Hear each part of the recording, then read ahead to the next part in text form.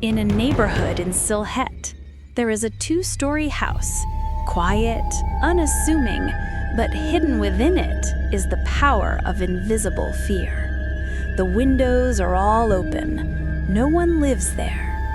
A couple settled there in 1999. In the dark of night, the husband can be requested. Then strange things happen. Cats, servants, dogs. The bodies are without a drop of blood, as if someone killed them in their sleep. The most terrifying thing, a tantric said that more than 50 powerful jinns live in the house. Those who disturb the peace are certain to die. Even today, the house is silent, abandoned, shrouded in invisible shadows. Would you dare to enter? I am reading it as it is.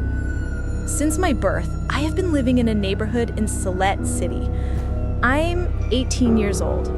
I have seen many changes in this short life, yet a two-story house at one end of my neighborhood has stood still as a witness to time. Since childhood, I have seen all the windows of this house open. No one lives in this beautiful, small, yet scary house. And why no one lives there? I used to wonder about this as a child.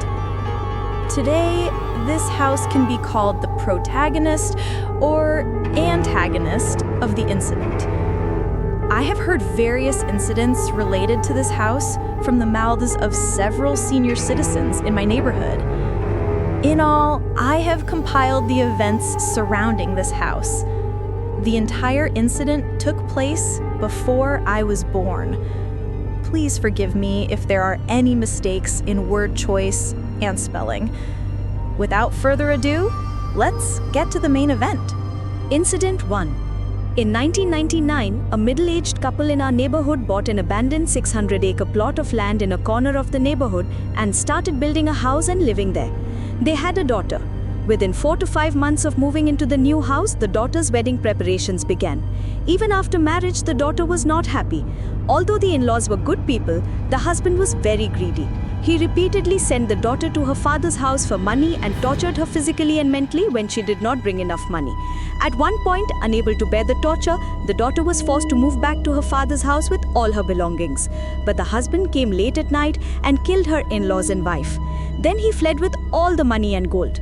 After a few days, the people around entered the house after smelling an unusual smell. The decomposed bodies of the father, mother, and daughter were discovered, and the police were informed. The police took the bodies and left the house as it was, only locking and sealing the gate.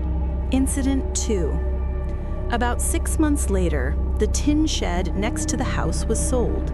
The new couple bought the house, demolished it, and built a 3-story building. In the new house, they had 2 sons. The elder son was studying at Dhaka University, and the younger son was a student of higher secondary school. The younger son loved cats very much. They had 3 or 4 pet cats at their house. One evening, the cats were climbing up on the roof and jumping on the tub. Due to excessive movement, one of the cats slipped off the roof with the tub and fell down.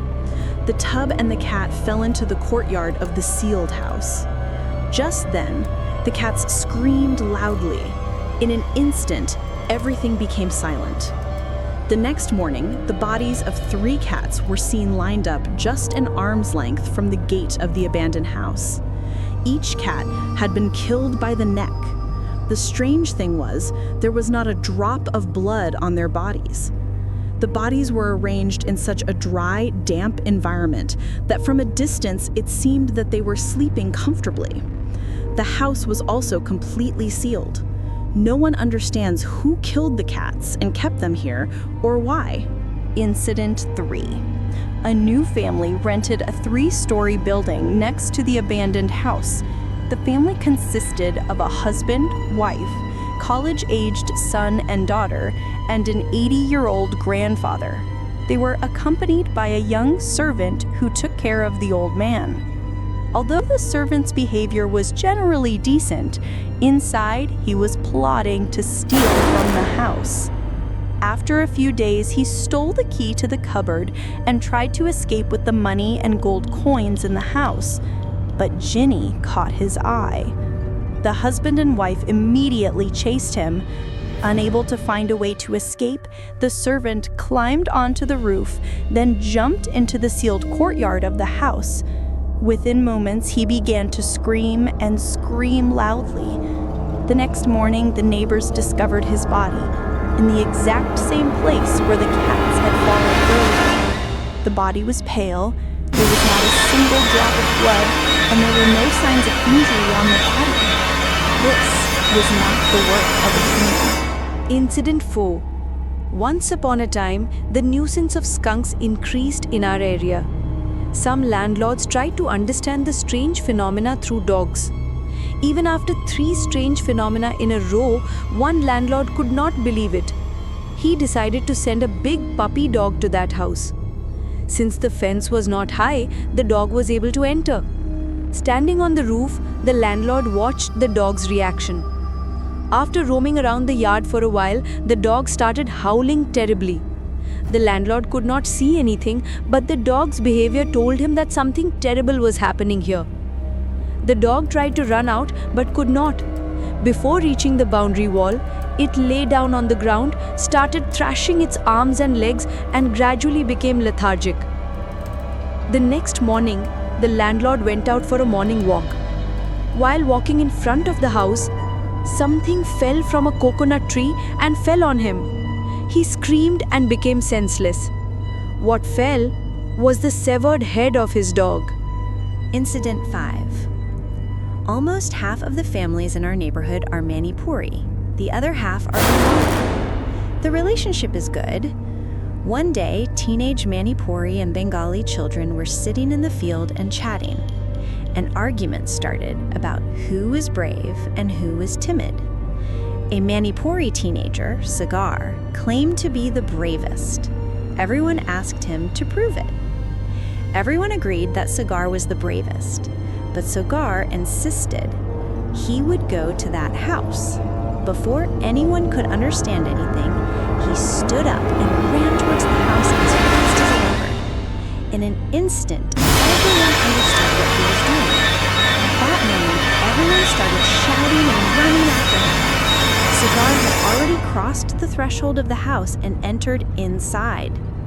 Hearing everyone's noise, people started coming out of different houses in the neighborhood. But before they reached the house, Sagar jumped inside. Almost immediately, he started screaming, trying to climb the wall and get out. But it was clear that some invisible force was holding him back from the other side of the wall.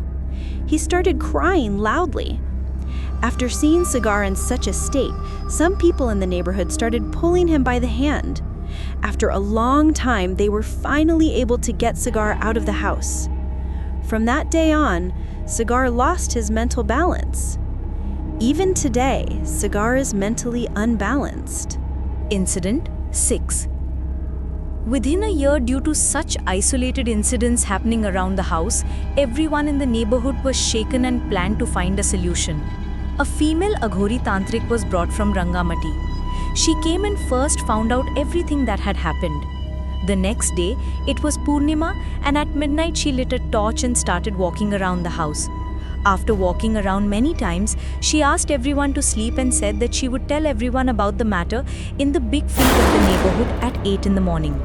The next day, at 8 o'clock, everyone was waiting with great anticipation to know the mystery of what had happened. Tamchi came. He said, "It is not possible to remove this problem from that house in your neighborhood because more than 50 powerful jinns live together in that house. They will never harm anyone, but if any human or animal disturbs their peace, they will harm that person." The tantric said in a slow voice. Yes, they can even kill you if they want. For example, that night a servant of yours died. After jumping from the roof and entering this house, he ran and crushed a child Jinn with his foot. And from that very moment, the Jinns there together sent him to the door of the prison. Similarly, the cats that were found dead, they may have touched the Jinns, or scratched them, or disturbed them in some way. And as a result, the cats have this fate.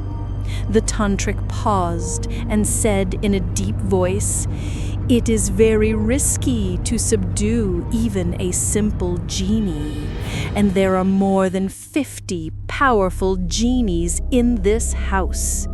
If I interfere with their work even slightly, they have the power to kill me and even your entire neighborhood in just a few moments." So my advice, don't disturb them. No one will ever enter this house again. No one will throw anything inside. Let the house remain as it is. Then everyone will be well.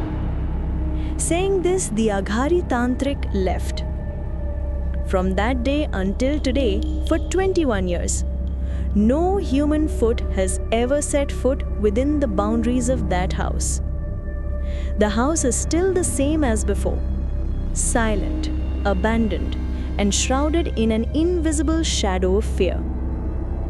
This house still stands silently, two-storied, abandoned, but the invisible eyes are awake.